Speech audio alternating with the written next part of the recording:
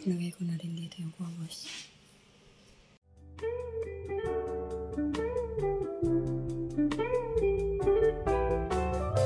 Pagkagising sa umaga para mawala ang mga negative at toxic sa katawan. Ayan guys, gawin natin. Enjoyin ang moment at alisin ang mga sakit-sakit. Ayan. At para talagang maging ganado ang ating araw. Ganyan po. Ayan, may nag-aya sa akin mag-TikTok. Walang iba kundi ang bagong nani na Ilongga guys. Diyos, napa-TikTok na naman ang inyong inday. Umaawit sa langit, aabutin kita.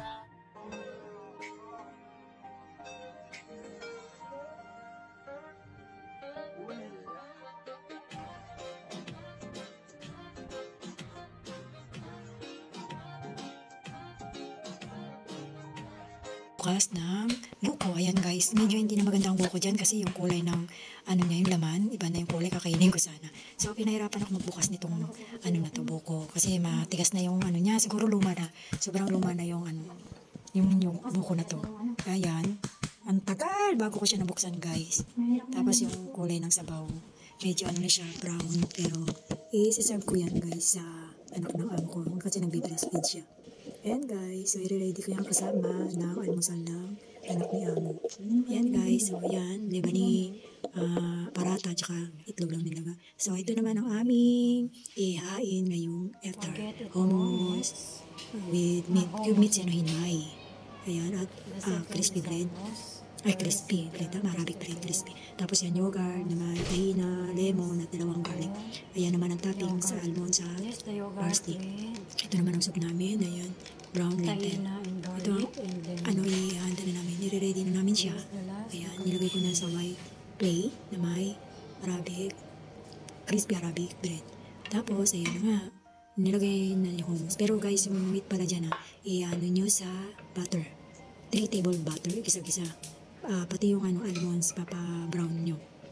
Ayan guys, so tapos dapat mainit yung hummus, ayan, ganyan paglagay ko yan. Ganyan ang instruction. Pwedeng baliktad, ihuli din yung meat dyan. Pero nauna nang nailagay ko. Pero inano ko na siya sa butter.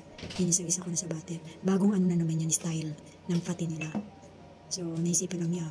Tapos, pag nailagay na yung meat saka yung hummus, dun sa crispy bread, isunod na natin ang mixer na hinalong yogurt na may tahina na tinimpla. Ayan. So, kailangan huwag makapal. Pero napabuhos yan. Kaya maraming yogurt. Pero sakto lang naman yan. May natira pa rin konti dyan. Tapos yan, pag na-cover nyo na lahat, saka na ilalagay yung toppings, yung may butter na almonds, na inano rin natin. May konting meat din, parang design na. Tapos, at saka parsley na chop.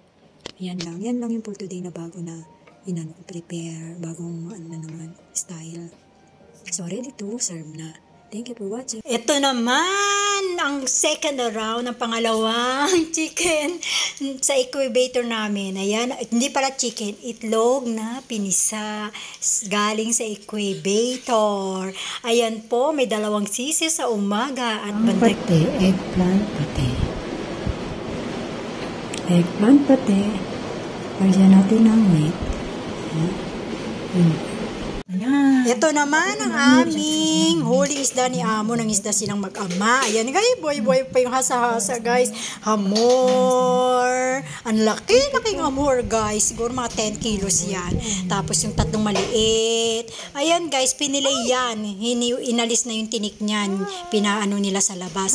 Tapos pinalinisan. Ayan. Yung sa amin dyan, yung hasa-hasa, yung puti. 5 ang kinuha ko maliliit. Tapos mayroon pang kinain talaga na isda. Yung hinuli nila. Ayan guys, napakalaki nila dahil marami silang nahuli at malaki ngayon. Pinaksiw namin yung mga hasa-hasa dyan. 5 piraso lang nakuha ko kasi sa driver talaga yun. So, nilagyan ko ng talong ang palaya okra ang pagkaluto namin sa hasa-hasa. Ayan guys, ang laki-laki talagang, ang laki-laki nakangangapayan. Ito naman ang aming tomato soup. Yan, with almonds na. Tapos katay.